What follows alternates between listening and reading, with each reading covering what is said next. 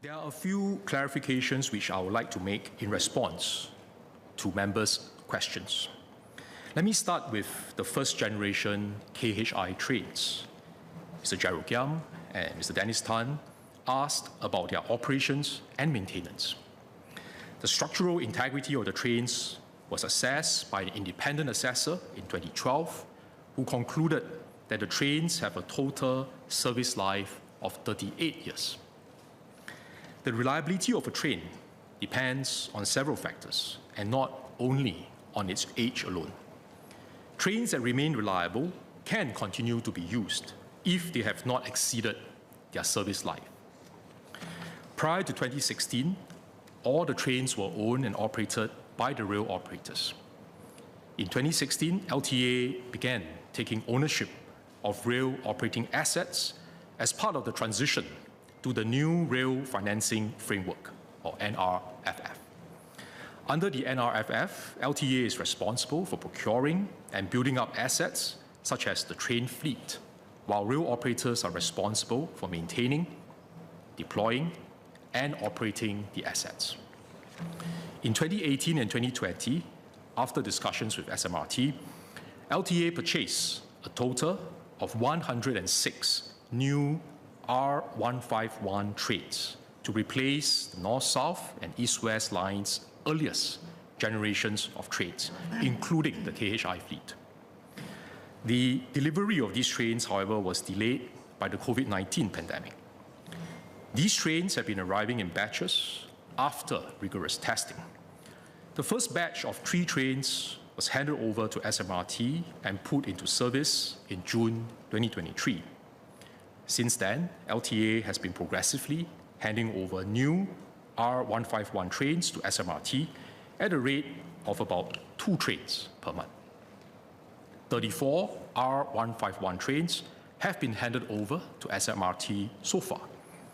The plan is to replace all the KHI trains with the new R151 trains by end 2026, before they reach their 38-year service mark.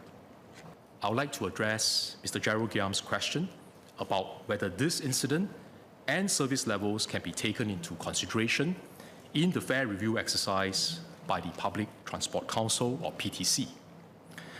So I understand why Mr. Giam and some members of the public have made this suggestion. Please allow me to explain why we should separate service levels and disruptions from how we set public transport fares. PTC had previously studied whether fare reviews should be linked to service levels and disruptions, and decided not to adopt this approach, as there are other measures in place to ensure service standards are met. For service disruptions, LTA would establish the cause and accountability and mete out penalties where necessary. In addition, where operators do not meet reliability targets, they will also not receive payments under our incentive schemes. The purpose of the annual fare review exercise is to ensure that fares keep pace with changes in operating costs so that the public transport system remains financially sustainable. PTC would consider changes in cost drivers over the previous year based on the fare formula.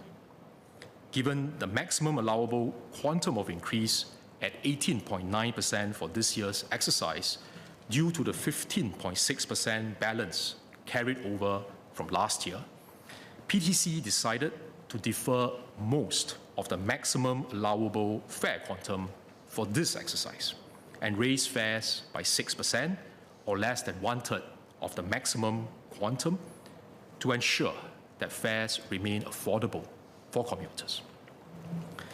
Fares are collected for the entire public transport system, including buses and trains, to ensure that the public transport system remains financially sustainable.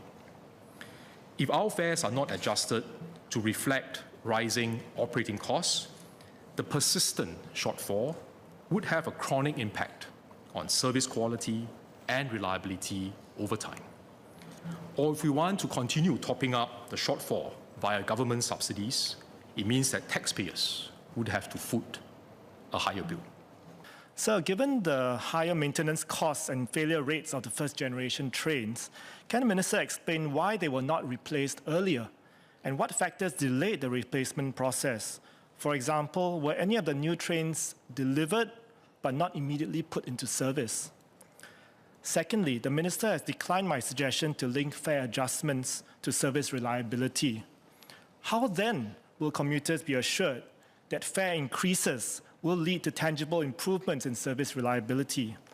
For example, how much of the fare revenue increase is allocated specifically towards improving service reliability?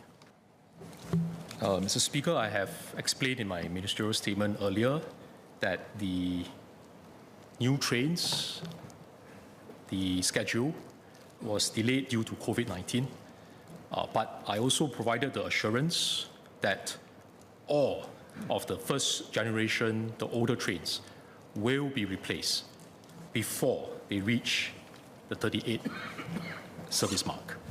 So this is still within their service life, and they will be replaced before that 38-year service mark is reached. Can we speed up on the new trains to try and catch up on the delays due to COVID earlier?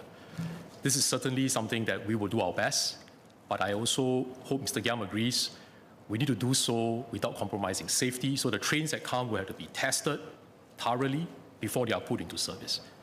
So I don't think there's any disagreement on can we speed up and whether we are able to do so to shorten or to do some catching up due to the delays caused by COVID, but to do so in a manner which is safe. The second question from Mr. Giam, I think I've explained my reasons. I accept that Mr. Giam may have a different view, and I respect that. But I hope Mr. Giam understands that we use different tools to achieve different objectives. So for service reliability, we will keep track of the performance, and if the operator were to miss their service quality benchmarks, their reliability benchmarks, they could miss out on receiving certain incentive payments. Or if there are lapses and investigations are conducted and there are lapses, they could also face penalties. So there are incentives for the operator to improve their reliability and to maintain a high level of service quality. If we were to incorporate this element into fares, and as I said, I understand where Mr. Giam and some members of the public are coming from. I understand and I respect your point of view, Mr. Giam, but there are some downsides to doing that as well. Because if you hold back on the fare increases, which are supposed to reflect the overall operating costs facing the public transport system, and there's a chronic shortfall over time, that could then further erode service quality and reliability, which I'm sure we do not want to see that happen. If you say, no, let's not do that, let's ask government to provide a top-up, then effectively we are asking taxpayers to fund the shortfall. So there are some trade-offs, and the PTC, after considering the different perspectives, have decided that we will separate the two things, but to hold the operators accountable and to incentivize them to achieve high reliability standards through other ways.